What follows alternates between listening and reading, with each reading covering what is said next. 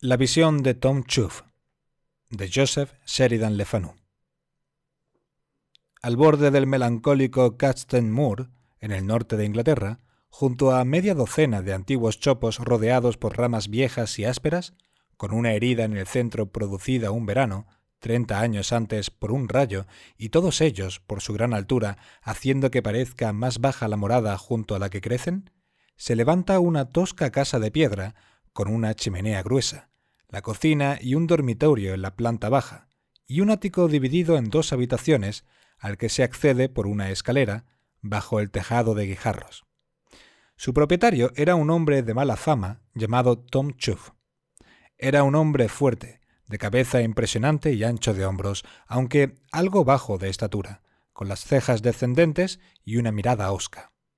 Se dedicaba a la caza furtiva y raramente tenía la intención de ganarse el pan mediante cualquier trabajo honesto. Era un borracho. Golpeaba a su esposa y cuando estaba en casa sus hijos llevaban una vida de terror y lamentaciones. Para su pequeña y atemorizada familia era una bendición cuando se iba, como hacía a veces, durante una semana o más. La noche de la que hablo, hacia las 8, golpeó la puerta con la porra. Era invierno y estaba muy oscuro. Creo que los que estaban en la casa no habrían sentido mayor terror si hubiera llamado un duende del páramo.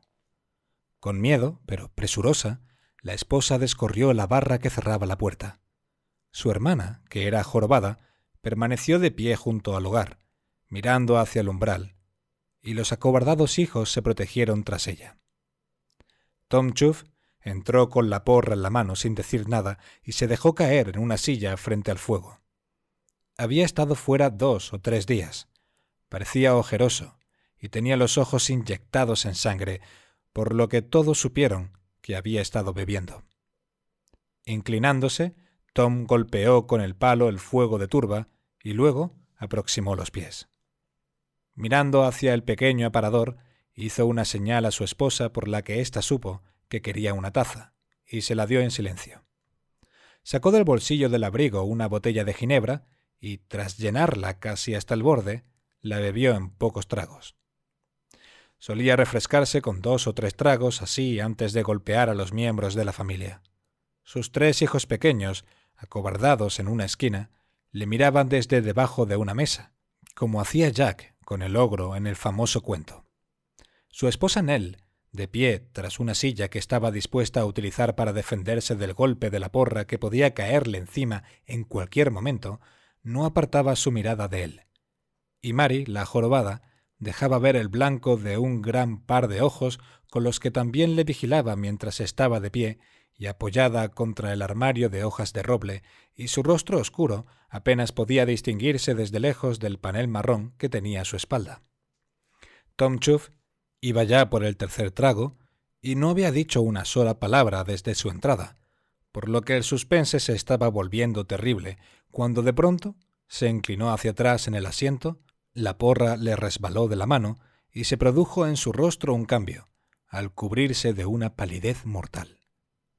Por un momento, todos se le quedaron mirando. Le tenían tanto miedo que no se atrevían a hablar o moverse por si acaso solo se había quedado dormido, para despertar y proceder enseguida a dar rienda suelta a su temperamento con la porra. Sin embargo, aquello empezó enseguida a parecerles tan extraño que su esposa y Mary se atrevieron a intercambiar miradas de duda y de sorpresa. Colgaba tanto por el lado de la silla que, de no haber sido ésta tosca y enorme, la habría derribado al suelo. Un tono plomizo le oscurecía la palidez del rostro. Empezaron a alarmarse y finalmente su esposa se atrevió a hablar. «Tom», dijo Nell tímidamente, para luego repetirlo en voz más alta y finalmente gritar su nombre una y otra vez, acompañada de los aterrorizados familiares. «¡Se está muriendo! ¡Se está muriendo!», repitió mientras su voz se elevaba hasta convertirse en un grito y darse cuenta de que, aunque tiraba de él y le movía el hombro, no conseguía sacarle de su letargo. Ahora, sobrecogidos por un terror nuevo, los niños añadieron sus gritos estridentes a las palabras y gritos de la madre y la tía. Y si algo hubiera podido sacar a Tom de su letargo, habría sido el coro penetrante que resonó en la tosca habitación de la casa del cazador furtivo. Pero Tom permaneció inmóvil y sordo. Su esposa envió a Mary al pueblo, que apenas estaba a 400 metros, para implorar al doctor, para cuya familia ella trabajaba como lavandera, que acudiera a ver a su esposo, quien parecía estar muriéndose. Así lo hizo el médico, hombre de buen temperamento. Con el sombrero todavía puesto, miró a Tom, le examinó, y tras ver que el emético que había llevado con él, tras lo que Mary le había contado, no actuaba, y que con su lanceta no sacaba sangre, y que la muñeca no tenía pulso, sacudió la cabeza y pensó para sí: ¿por qué llorará esta mujer? ¿Acaso podía haber deseado para sí misma y para sus hijos una bendición mayor que la que se ha producido? Tom parecía estar muerto. En sus labios no podía percibirse respiración alguna. El doctor no le pudo encontrar el pulso. Tenía fríos los pies y las manos, y la frialdad se iba extendiendo por todo el cuerpo. Tras una estancia de unos 20 minutos, el médico se había abotonado el sobretodo y vuelto a poner el sombrero, indicándole con ello a la señora Chuff que su presencia era ya inútil. Pero de pronto un pequeño hilillo de sangre empezó a gotear desde el corte que había hecho la lanceta en la sien de Tom Chuff. «¡Qué extraño!», dijo el doctor. «Esperemos un poco». Debo describir ahora las sensaciones que había experimentado Tom Chuff. Con los codos sobre las rodillas y la barbilla apoyada en las manos, estaba mirando las ascuas, con la ginebra al lado, cuando de pronto tuvo un vértigo en la cabeza. Dejó de ver el fuego y un sonido parecido al tañido de una pesada campana de iglesia conmovió su cerebro. Escuchó entonces un zumbido confuso y el peso de plomo de su cabeza le hizo caer hacia atrás hundiéndose en la silla mientras perdía totalmente la conciencia.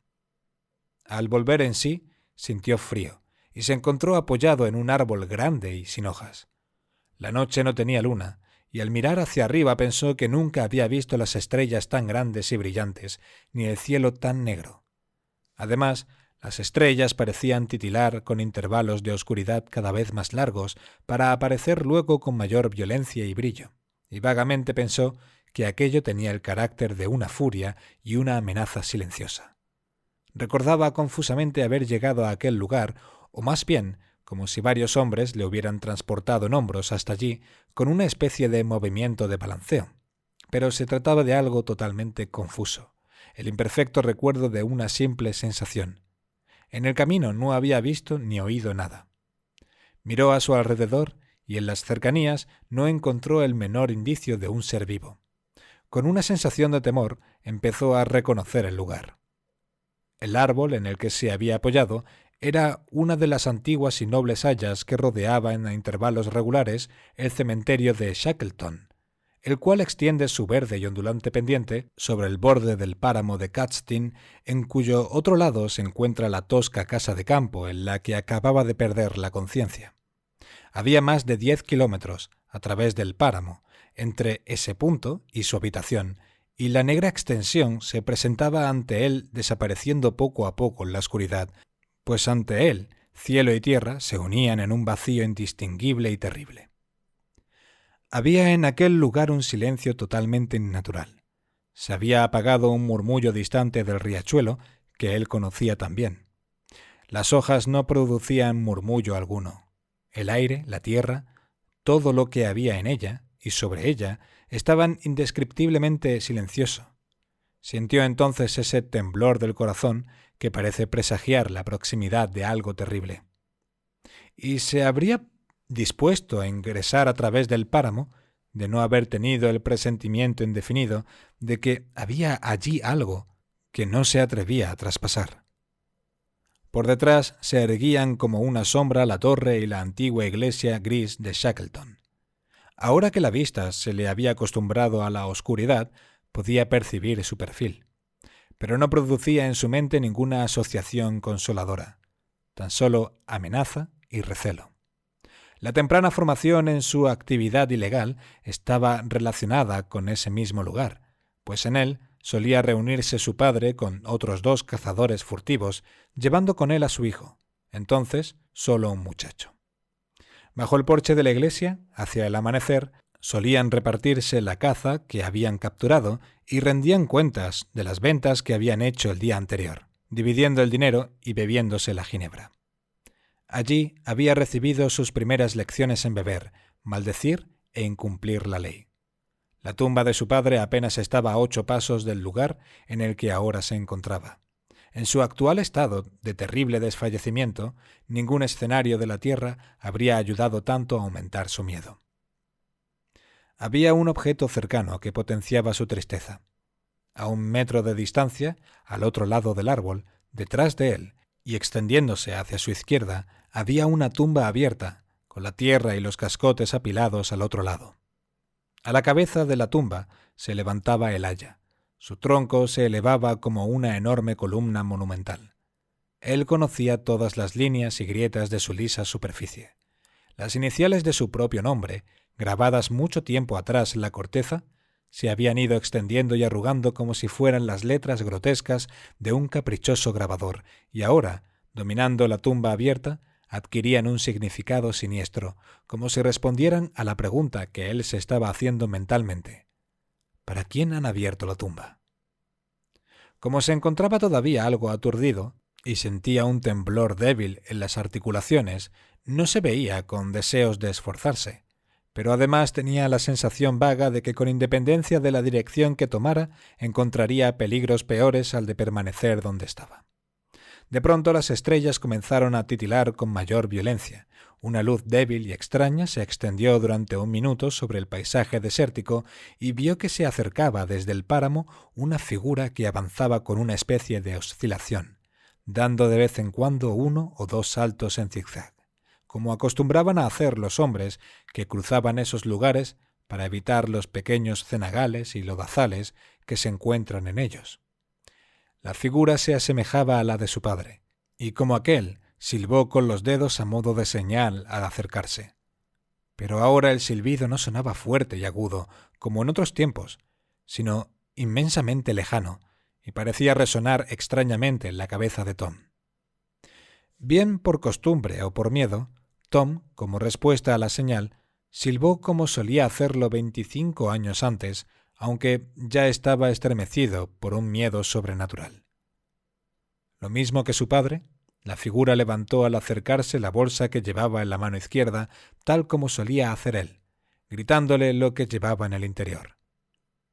Puede estar seguro el lector de que aquello no tranquilizó a Tom, pues le llegó un grito innatural y débil en el momento en que el fantasma agitó la bolsa en el aire y oyó con claridad estas palabras: «El alma de Tom Chuff». Apenas a 45 metros de la cerca baja del cementerio en el que estaba Tom, había en la tierra una abertura más amplia en la que crecían juncos y eneas, entre los cuales, tal como solía hacer el viejo cazador furtivo ante cualquier alarma repentina, la figura que se aproximaba se escondió. De la misma zona de altos juncos surgió al instante lo que Tom tomó equivocadamente al principio como la misma figura arrastrándose a 4 patas, pero enseguida se dio cuenta de que era un enorme perro negro de áspero pelaje como el de un oso, que al principio permaneció inmóvil, olisqueando, pero luego comenzó a dirigirse hacia él al paso, dando un bote de vez en cuando. Al acercarse mostró unos ojos temibles que brillaban como carbones encendidos y por la apertura monstruosa de la mandíbula emitió un gruñido aterrador. El animal parecía a punto de apresarle, por lo que Tom retrocedió aterrorizado, cayendo en la tumba abierta tras él. Se agarró al borde, pero cedió y cayó hacia abajo, por lo que esperó llegar en un instante al fondo. Pero no se produjo tal cosa. El abismo parecía no tener final. Empezó a caer y caer con una velocidad inconmensurable, pero siempre creciente, a través de la oscuridad profunda, con el pelo recto hacia arriba, sin aliento, mientras la fuerza del aire le obligaba a elevar incluso los brazos, un segundo tras otro, un minuto tras otro, cayendo hacia abajo por la abertura, con el sudor helado del terror cubriéndole el cuerpo, hasta que de pronto, cuando esperaba ser aniquilado, el descenso se detuvo instantáneamente con un golpe tremendo que, sin embargo, no le privó de la consciencia ni por un momento. Miró a su alrededor. El lugar se asemejaba a una catacumba o a una caverna teñida por el humo, cuyo techo se perdía en la oscuridad salvo por algún arco nervado que era visible aquí y allá. Desde varios toscos pasillos que se abrían desde la cámara central y se asemejaban a las galerías de una mina gigantesca, surgía débilmente un brillo apagado, como de carbón encendido, la única luz que le permitía discernir, aunque imperfectamente, los objetos que le rodeaban inmediatamente. Lo que al principio parecía ser una proyección de la roca en la esquina de una de aquellas lóbregas entradas se movió de pronto y resultó ser una figura humana que le hizo señas. Al aproximarse, vio a su padre, aunque apenas pudo reconocerle porque estaba monstruosamente alterado. «Te he estado buscando, Tom. Bienvenido a casa, muchacho. Ocupa tu puesto».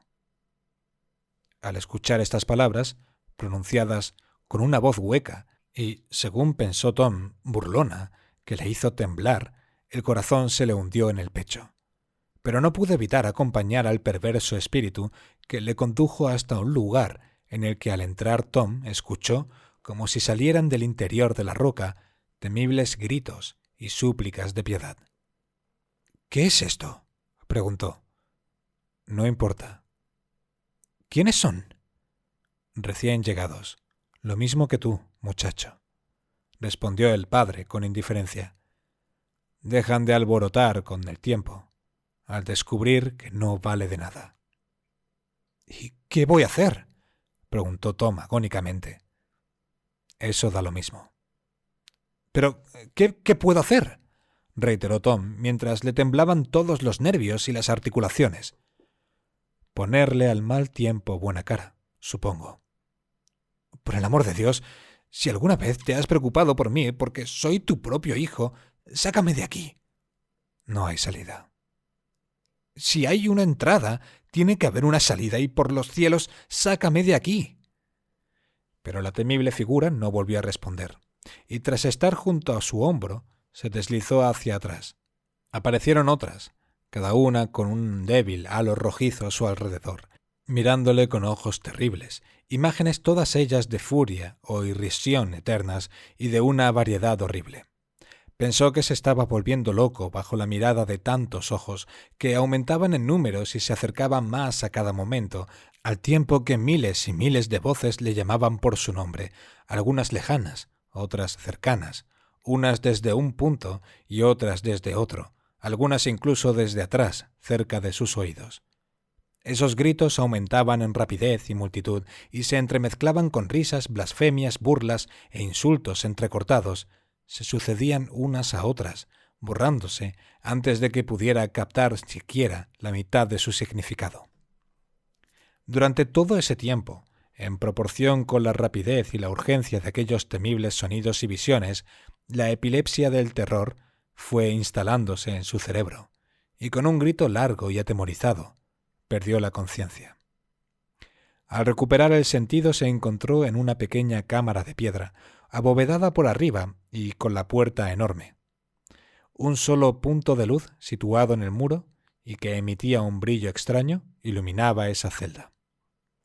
Sentado frente a él había un hombre venerable de larguísima barba blanca. Era una imagen de una pureza y una severidad imponentes. Iba vestido con una túnica tosca de cuyo ceñidor colgaban 3 grandes llaves. Podía ajustarse a la idea que tenemos de un vigilante de la puerta de una antigua ciudad. Diría que de esas ciudades espirituales que le gustaba describir a John Bunyan. Los ojos del anciano eran brillantes y temibles, y al fijarse en él Tom Chuff se sintió indefenso en sus manos. Finalmente habló así. «He recibido la orden de que te permita una prueba más. Pero si volvemos a encontrarte bebiendo con los borrachos y golpeando a tus semejantes, volverás a traspasar la puerta por la que llegaste aquí, y ya no podrás salir nunca más». Tras pronunciar esas palabras, el anciano le tomó por la muñeca y le hizo traspasar la primera puerta, y luego, abriendo la que estaba en la caverna exterior, empujó con fuerza a Tom Chuff en el hombro, cerrando la puerta tras él con un ruido que resonó como un trueno, repitiéndose en un eco tras otro en las proximidades y en la lejanía, a su alrededor y por arriba, hasta que fue desapareciendo gradualmente en el silencio. Estaba totalmente a oscuras, pero sintió una brisa de aire fresco que le estimuló. Comprendió que se encontraba de nuevo en el mundo superior. Pocos minutos después, comenzó a escuchar voces que conocía. Apareció ante su vista un punto de luz, débil primero, y gradualmente vio la llama de la vela, y después de eso, los rostros familiares de su esposa y sus hijos, y les oyó levemente cuando le hablaron, aunque todavía no fue capaz de responderles. Vio también al doctor como una figura aislada en la oscuridad, y le oyó decir: «Bueno, ya lo ha recuperado. Creo que se pondrá bien». Cuando pudo hablar, viendo claramente a su alrededor y sintiendo la sangre en el cuello y la camisa, sus primeras palabras fueron estas: «Esposa, perdóname. He cambiado. Ve a buscar al Señor». Lo que significaba la última frase era que fuera a buscar a un sacerdote. Cuando llegó el vicario y entró en el pequeño dormitorio donde yacía acostado el asustado cazador furtivo, cuya alma había muerto en su interior, enfermo y débil todavía, sobre la cama y con el espíritu abatido por el terror, Tom Chuff hizo una débil seña a los demás para que salieran de la habitación, y tras haberse cerrado la puerta, el buen párroco oyó la extraña confesión y también, con asombro, los agitados y ansiosos votos de enmienda, así como sus desvalidas súplicas de apoyo y consejo. Todo ello, el párroco lo recibió evidentemente con amabilidad, y sus visitas fueron frecuentes durante algún tiempo. Un día, al tomar la mano de Tom Chuff para despedirse, el enfermo la retuvo y le dijo: «Señor, es usted el vicario de Shackleton, y si yo muero, prométame una cosa, como yo le he prometido muchas. Como he dicho, nunca daré paliza ni golpes a mi esposa, ni a animal, ni a ningún tipo de persona, y ya no me verá más entre los bebedores. Y Tom ya nunca apretará el gatillo ni pondrá una trampa, sino que vivirá de un modo honesto, pero después de eso le pido un favor sin importancia, pues es vicario de Shackleton y puede hacerlo. Que no deje que me entierren a menos de 20 metros de las hayas que rodean el cementerio de Shackleton. Ya veo que cuando llegue tu momento quieres que tu tumba esté bien alejada de donde estaba la del sueño. Eso es. Antes preferiría que me echaran al fondo de un pozo de marga, o que me enterraran en cualquier otro cementerio por miedo a ese, pero los míos son enterrados en Shackleton y tiene que darme su promesa y no romper la palabra. Por supuesto que te lo prometo. No es probable que te sobreviva, pero si lo hiciera, y sigo siendo vicario de Shackleton, serás enterrado en el lugar más cercano al centro del cementerio que pueda encontrar. Con eso bastará». Y así se despidieron contentos. El efecto de la visión sobre Tom Chuff fue poderoso y prometía ser duradero. Haciendo un doloroso esfuerzo, cambió su vida de aventuras irregulares y ocio relativo por otra de trabajo regular. Dejó de beber con su esposa y familia, fue tan amable como se lo permitió su naturaleza, originalmente hosca. Acudió a la iglesia, con el buen tiempo, cruzaban el páramo para ir a la de Shackleton. El vicario decía que acudía allí para ver el escenario donde había tenido lugar la visión y fortalecer así, con el recuerdo, sus buenas resoluciones. Pero las impresiones provocadas sobre la imaginación son transitorias, y un mal hombre que actúa movido por el miedo no es libre. Su carácter auténtico no aparece. Cuando las imágenes de la visión se desvanecen y cesa la acción del miedo, se reafirman las cualidades esenciales del hombre. Es por eso que, al cabo de algún tiempo, Tom Chuff empezó a cansarse de su nueva vida. Se fue volviendo perezoso y la gente comenzó a decir que estaba cazando liebres y que ocultamente había vuelto a llevar su antigua vida de contrabando. Una noche regresó a casa con signos de haber bebido, que delataban el lenguaje grueso y el temperamento violento. Al día siguiente se sentía apenado o asustado, en cualquier caso arrepentido, y durante una semana o más volvió el viejo horror y mantuvo otra vez su buena conducta. Pero al poco tiempo tuvo una recaída y otro arrepentimiento, seguido de otra nueva recaída, y así, gradualmente, regresaron las malas costumbres y su antiguo modo de vida, con más violencia y tenebrosidad por cuanto que el hombre se sentía alarmado y exasperado por el recuerdo de su despreciada pero terrible advertencia. Con el antiguo modo de vida volvió la miseria a su casa. Dejaron de verse las sonrisas que habían empezado a aparecer con la insólita luz del sol. Regresaron al rostro de su pobre esposa la antigua palidez y la desolación. La casa perdió su atmósfera pulcra y alegre, haciéndose visible de nuevo la melancolía del olvido. Algunas noches, quien acertara a pasar junto a ella podía oír los gritos y los sollozos que partían del nefasto alojamiento.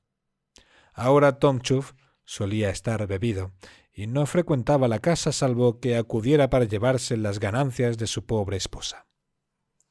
Tom dejó de ver al honesto y viejo párroco. Con su degradación se mezclaba la vergüenza y aún le quedaba la gracia suficiente para que, cuando veía la figura delgada del señor caminando por la carretera, apartarse de su camino para no encontrarse con él. Cuando le mencionaban el nombre de Tom, el clérigo sacudía la cabeza y a veces gemía.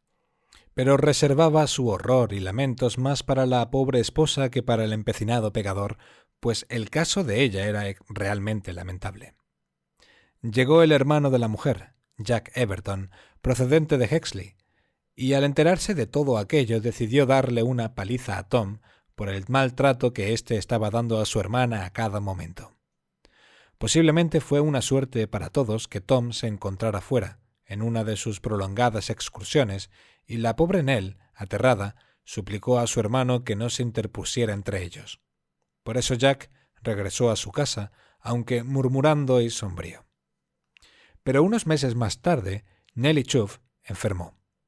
Llevaba ya condolencias mucho tiempo, como le suele suceder a aquellos que tienen el corazón roto, pero ahora había llegado el final. Cuando murió, hubo una investigación del forense, ya que el médico dudaba de que un golpe no hubiera al menos precipitado su muerte. Sin embargo, de la investigación no salió nada en claro. Tom Chuff había abandonado el hogar más de 2 días antes de la muerte de su esposa, y seguía ausente, dedicado a sus asuntos ilegales, cuando el forense realizó la investigación. Jack Everton vino desde Hexley para asistir a las tristes honras fúnebres de su hermana. Sentía más cólera que nunca contra el perverso marido, quien de una u otra manera había precipitado la muerte de Nellie. La investigación se había cerrado a primera hora de ese día y el marido no había aparecido. Pero sí se presentó un compañero ocasional de Chuff, quizá deberíamos decir un cómplice. Le había dejado en los límites de Westmoreland y dijo que probablemente llegaría a casa al día siguiente. Pero Everton fingió no creerlo. Sugirió que para Tom Chuff podía representar una satisfacción secreta el coronar la historia de su mala vida matrimonial con el escándalo de su ausencia en el funeral de su despreciada y maltratada esposa. Everton se había encargado de dirigir los tristes preparativos. Había ordenado que se cavara una tumba para su hermana junto a la de su madre, en el cementerio de Shackleton, al otro lado del páramo. Con el propósito, creo yo, de señalar el cruel desprecio del marido, decidió que el funeral se celebrara aquella noche. Le había acompañado su hermano Dick, y ellos y la hermana, con Mary y los hijos, y un par de vecinos, formaron el humilde cortejo. Jack Everton dijo que esperaría e iría después, por si Tom Chuff llegaba a tiempo para decirle lo que había sucedido y acompañarle cruzando el páramo hasta el funeral. Pienso que su verdadero objetivo era el de propinarle al villano la paliza que deseaba darle desde hacía tanto tiempo. En cualquier caso, había resuelto cruzar el páramo y llegar al cementerio a tiempo para recibir al cortejo funerario, intercambiando algunas palabras con el vicario, el sacristán y el sepulturero, todos ellos amigos suyos, pues la parroquia de Shackleton era su lugar de nacimiento, y de allí tenía sus primeros recuerdos. Pero Tom Chuff no se presentó en la casa aquella noche. Se dirigía hacia ella con un estado de ánimo furioso y sin una moneda en el bolsillo. Tal como solía suceder en esos regresos, del bolsillo del abrigo sobresalía el cuello de su botella de ginebra, su última inversión, ya medio vacía. Para regresar a su casa tenía que cruzar el páramo de Cadstin y el punto que mejor conocía para el camino partía del cementerio de Shackleton. Saltó el muro bajo que sirve de límite y pasó por las tumbas, cruzando sobre muchas lápidas planas y medio enterradas hacia el lado del cementerio que daba a Cadstin Moor. Justo a su derecha, como si fuera una sombra negra contra el cielo, se elevaba la vieja iglesia de Shackleton y su torre. Era una noche sin luna, pero clara. Había llegado ya al muro del límite bajo, en el otro lado, desde donde se domina la gran extensión de Cadstin Moor. Se detuvo junto a una de las enormes y antiguas hayas y apoyó la espalda en su tronco liso. ¿Alguna vez había visto que el cielo pareciera tan negro y que las estrellas brillaran y titilaran tan vivamente? Un silencio casi mortal dominaba el escenario como el que precede al trueno cuando hace un tiempo sofocante. La extensión que se abría ante él se perdía en una profunda negrura. Un estremecimiento extraño debilitó su corazón. Eran el cielo y el escenario de su visión. El mismo horror y recelo, el mismo miedo invencible a aventurarse alejándose de donde estaba. Habría rezado de haberse atrevido. El desfallecimiento de su corazón le exigía alguna ayuda externa y sacó la botella del bolsillo del abrigo. Al hacerlo, se volvió hacia la izquierda y vio la tierra apilada de una tumba abierta, con la cabeza junto a la base del gran árbol sobre el que estaba apoyado. Quedó espantado. Su sueño estaba regresando y envolviéndole lentamente. Todo lo que veía se entretejía con la textura de su visión. Se apoderó de él el frío del horror. Desde el páramo escuchó un silbido débil y agudo pero claro, y vio una figura que se aproximaba con paso oscilante, en zigzag, saltando de vez en cuando como suelen hacer los hombres sobre la superficie en la que tienen que medir sus pasos. La figura avanzaba entre los juncos y eneas, y con el mismo impulso inexpresable que le había obligado en el sueño, respondió al silbido de la figura que avanzaba. Ante esa señal, la figura se encaminó directamente hacia él. Se subió sobre el muro bajo y, quedándose allí de pie, miró hacia el cementerio. —¿Quién ha respondido? —preguntó el recién llegado desde su puesto de observación. —Yo —respondió Tom. —¿Y quién eres tú? —volvió a preguntar el hombre del muro. —Tom Chuff. —¿Para quién han cavado esta tumba? —respondió con un tono salvaje para ocultar el estremecimiento secreto de su pánico. —Ya te lo diré yo a ti, villano —respondió el desconocido bajando del muro. —Te he buscado por todas partes, te he esperado mucho tiempo, pero por fin te he encontrado. No sabiendo qué hacer ante la figura que avanzaba hacia él, Tom Chuff retrocedió, dio un traspiés y cayó hacia atrás sobre la tumba abierta. En la caída se cogió de los lados, pero inútilmente.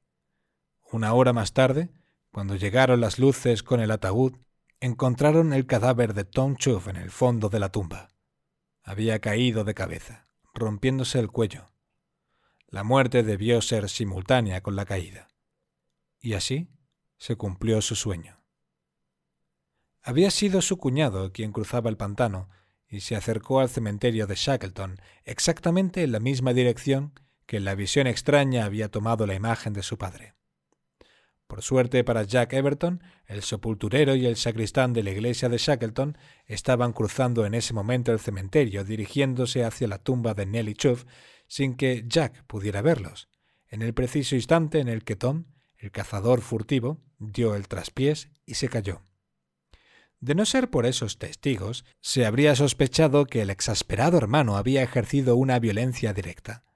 Pero tal como sucedió, la catástrofe no tuvo consecuencias legales. El buen vicario mantuvo su palabra y los habitantes viejos de Shackleton gustan de enseñar la tumba de Tom Chuff muy cerca del centro del cementerio.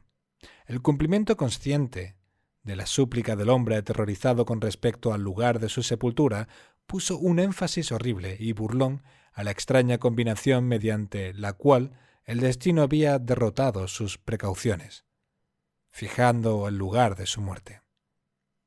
Durante muchos años, y creemos que así sigue siendo, La historia ha sido contada junto a muchas chimeneas de casas de campo y aunque apela a lo que muchos llamarían superstición, para los oídos de un público tosco y simple era como una emocionante homilía, que es de esperar no carezca totalmente de fruto.